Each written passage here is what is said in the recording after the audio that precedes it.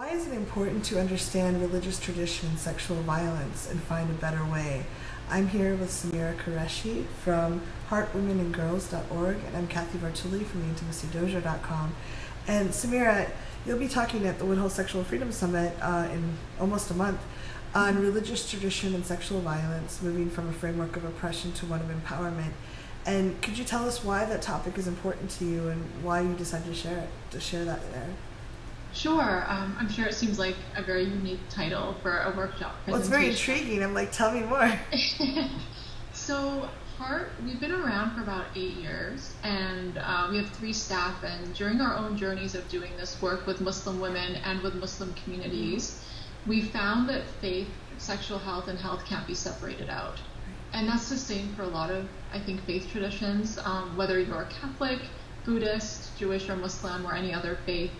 When you practice from a religious-based perspective, health and sexual health is intertwined with that. Mm-hmm. And then, as we've noticed with political climates and the media, especially around Muslim and those who are being othered, yes. There's a great deal of misunderstanding, oppression, and biases that a lot of non-Muslim folks have towards Muslims. So it puts a lot of extra strain on already minority communities who are trying to access sexual health and sexual violence services. And it's so hard to begin with. It's like there's so much shame and then add that on top. It seems impossible. Right. And so we've noticed doing the work that if professionals are coming from a religiously and culturally informed perspective, they're met much more easier from the Muslim community with regards to building trust and really understanding the intersections that come into play with sexual violence, including religion, which is one of them, and hate crimes, for example, and Islamophobia. There's a lot of intersections that come with seeking sexual health information and resources. Could you give us an example of a religious tradition from the Muslims that you would be important to incorporate as you're educating?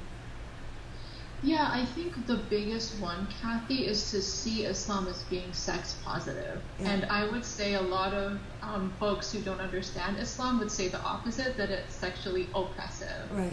Especially with regards to women, girls, and expressing sexuality.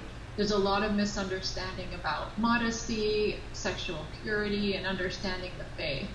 But as you dig deeper into Islam and look at the Holy Book and the teachings, it's incredibly sex positive. Mm-hmm. So during a lot of workshops, we'll bring up texts and verses from the Quran that really explain what it means to be a sexual being from a religious perspective. So that's the part where I think practitioners find really fascinating, mm-hmm. is that when you listen to Muslims talk about sexuality and religion, then you'll get the real picture. Yeah, I love that you're doing this work. Why did you decide on Woodhull as a place to present this? Yeah, so we are constantly looking for innovative forums to share our work. Mm-hmm. And given that Woodhull's mission is sexual freedom, and the current landscape of the intersections of Islam and politics and gender violence, we thought, wow, like what a way to put a spin on the work we do by talking about it from a sexual freedom perspective, mm-hmm. rather than having to always be defensive in our narrative, right? Always having to try and change people's mind by having to shut down Islamophobia, which we will in this presentation, but we're completely taking it from a sex positive framework, which we find more empowering as well, and more positive, given that, a lot of sex ed, like you said, when it's done, it's so shameful, it's very fear-mongering, it's not empowered abstinence-based, for example, it's shame-filled and fear-based. So we're excited for this forum because it lends to that positive tone, mm-hmm. and I think we're excited to learn from the forum as well. So we love connecting with other folks in the field and kind of learning from them and making sure that our sex ed is very up-to-date and evidence-based as well.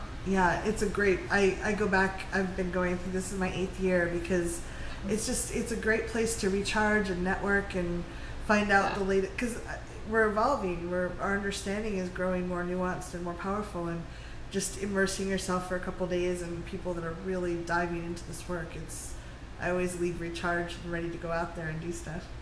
And that's exciting. And I think as practitioners, we all need that space to be in a bubble for a couple of days, Yeah. soak it in, and then, okay, now let's get back to the real world and take what I learned and implement it hopefully.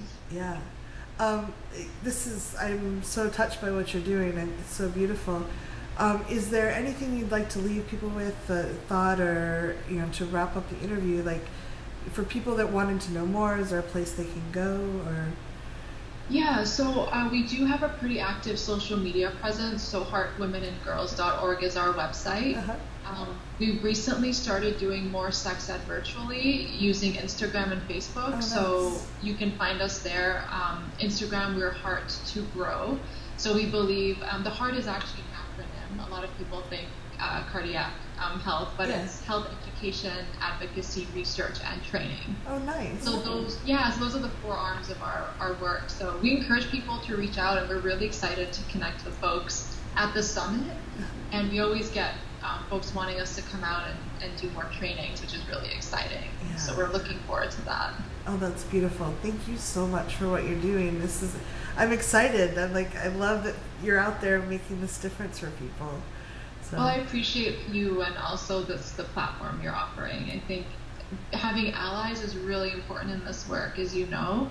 Yeah. It can feel isolating sometimes, but knowing that there are other folks out there doing the work is really helpful. Yeah. Well, thank you so much. I can't wait to see you at Woodhull very soon. Thank you. Us as well. We'll see you in just over a month. Like you said. It's coming up fast. Yeah, it's coming up fast. Thank you very much. You're welcome.